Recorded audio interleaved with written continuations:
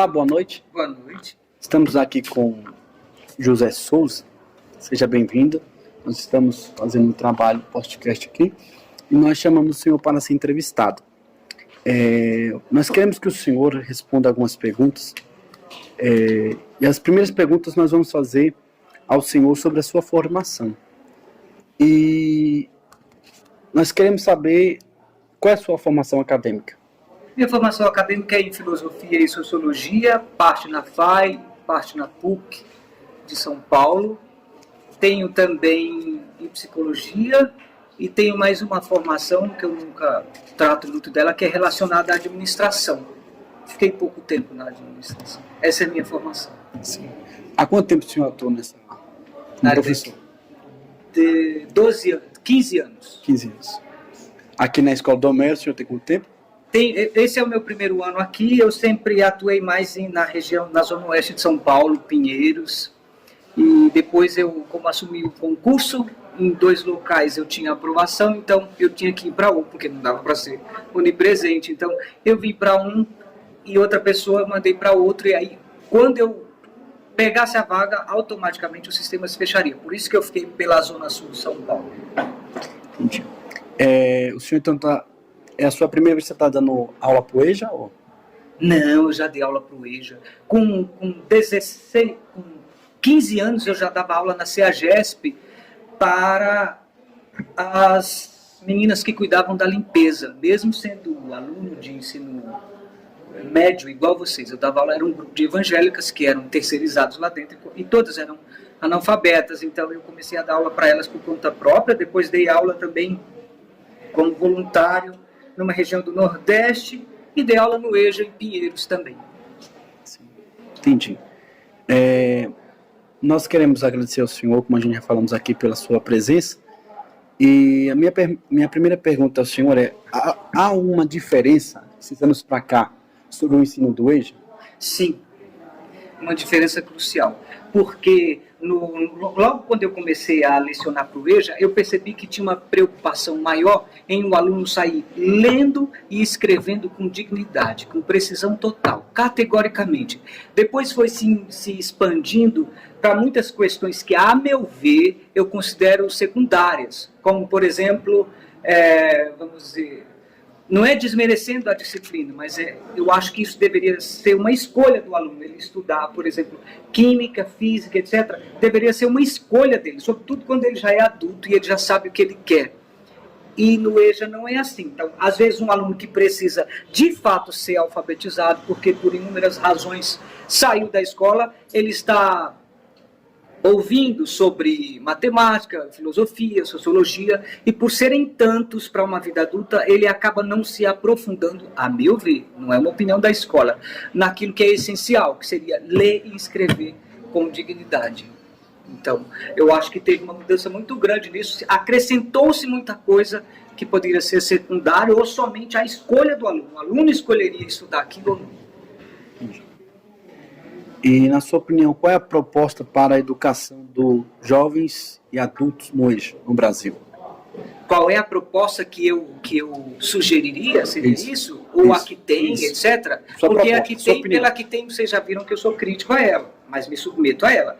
Então, a minha proposta seria exatamente essa, que fosse primado, que fosse de suma importância que o aluno saiba, tenha domínio da sua língua, a língua que ele fala, falada, escrita, porque o português é uma língua que a gente fala de um jeito, escreve de outro e pensa de outra maneira. Você pronuncia carro, mas você escreve carro. Então eu gostaria que o aluno de fato soubesse com precisão o uso da língua portuguesa. Já. É isso. Entendi. Seria prioridade. Entendi. Nalva? Boa noite. Boa noite. Vamos passar então agora para mais algumas perguntas.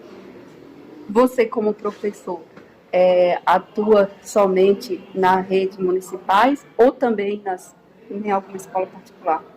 Eu já atuei em escolas em cursinhos, sabe? Cursinhos de formação para o vestibular e etc. Mas era na área de redação e de produção textual e filosofia somente, não tinha sociologia ou essas outras disciplinas todas.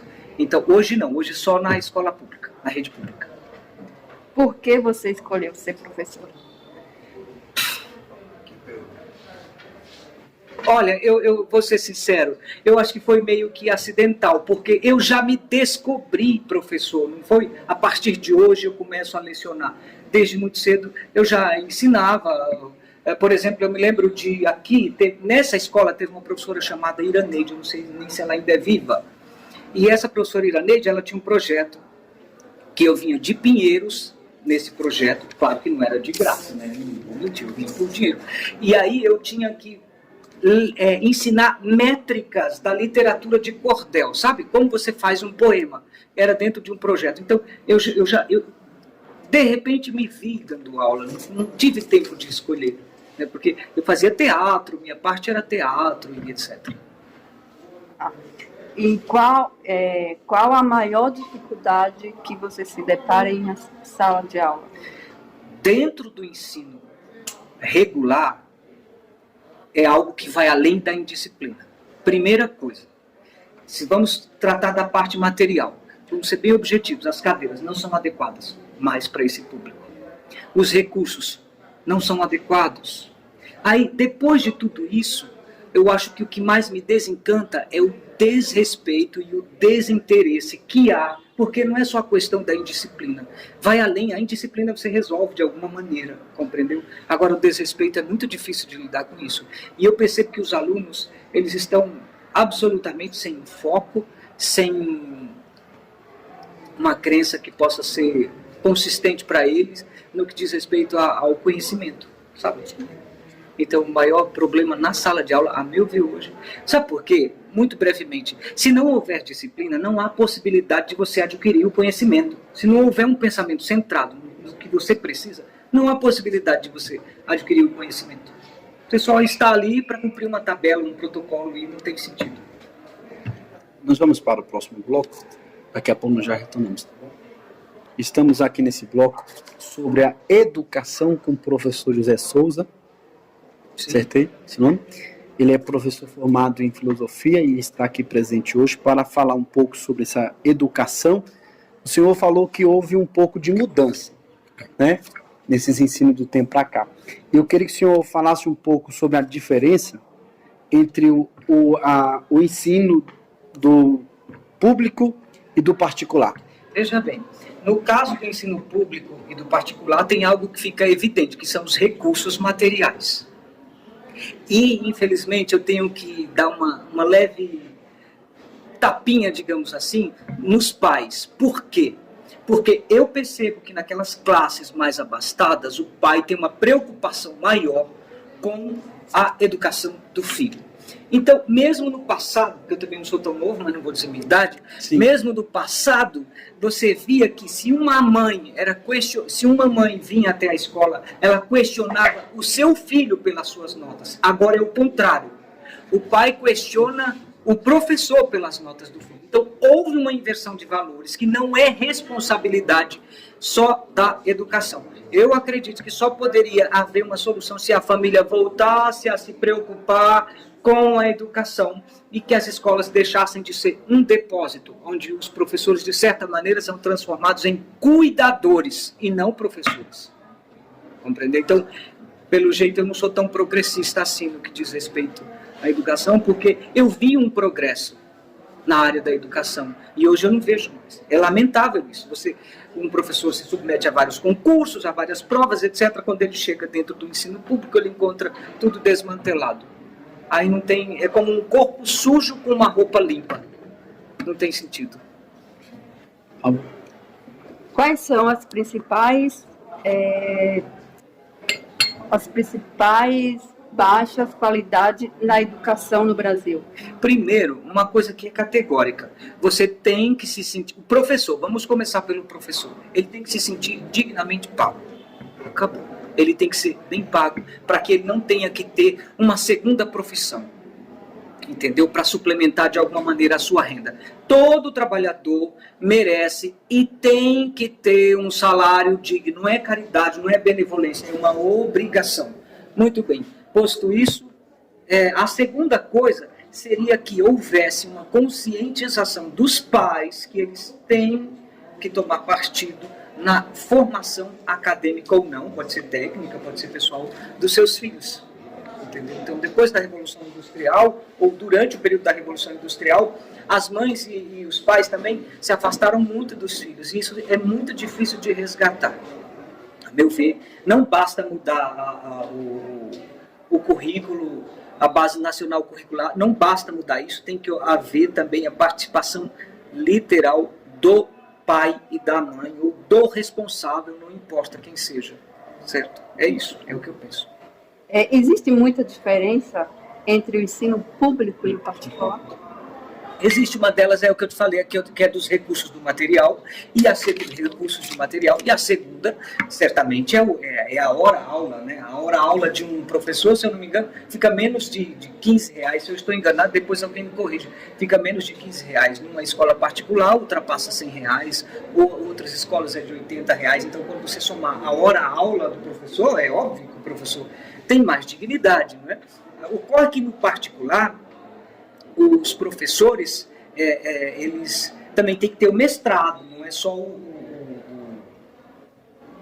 a licenciatura, um termo mais técnico, né, para poder lecionar em algumas boas escolas particulares. Tem muitas, excelentes, em São Paulo. E por que o senhor escolheu a escola pública e não a particular?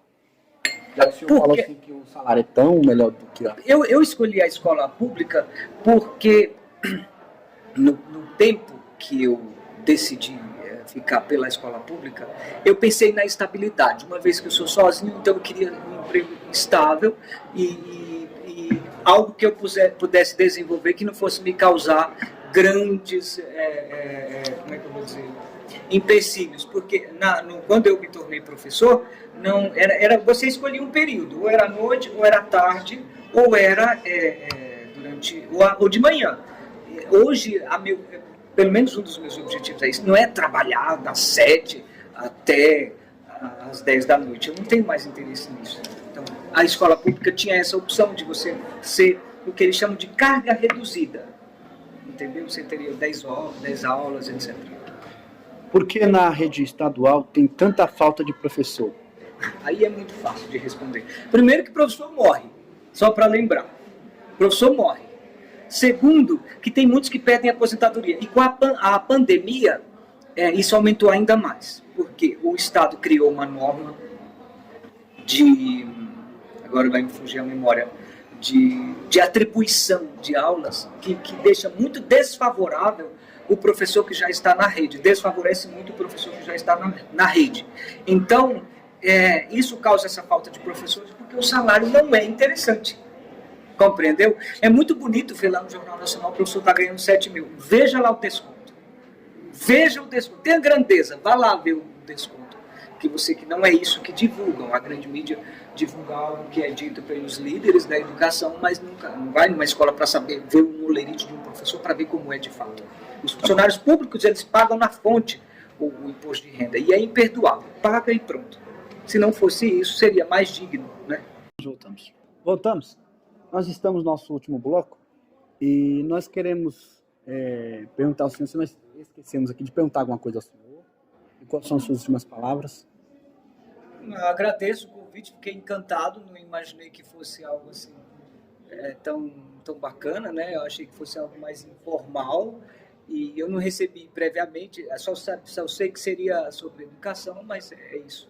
Obrigado a todos e todas. E a última pergunta nossa é: o que é a vida? Então, a vida, o que é a vida? Eu poderia me utilizar de diversas metáforas, de diversos conhecimentos, etc., para poder tentar responder. Mas, a meu ver, a vida é acidental e, ao mesmo tempo, ela é essencial. Acidental porque nós nunca temos a certeza de como surgiu, nem para onde vamos, etc., etc. Ela é contingencial também porque ela poderia não existir. Eu sei que isso é uma pergunta um pouco mais voltada para o campo da filosofia, porque quando você chega no pessoal, você vê que a vida é dor, angústia e organismo. É um composto de energia com matéria que teve algum momento esplêndido que veio um sopro vital, que até hoje nós não sabemos como foi, cada um tenta explicar de uma maneira ou de outra, e, no entanto, o homem tem que carregar suas angústias, felicidades e alegrias e viver. É só isso. Tá bom. Queremos agradecer ao senhor. Ficamos por aqui. Obrigado. Boa noite.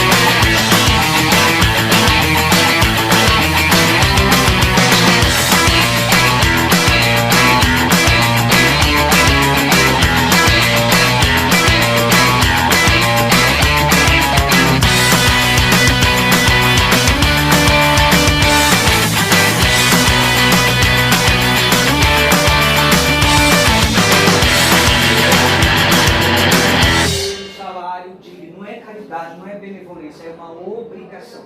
Muito bem.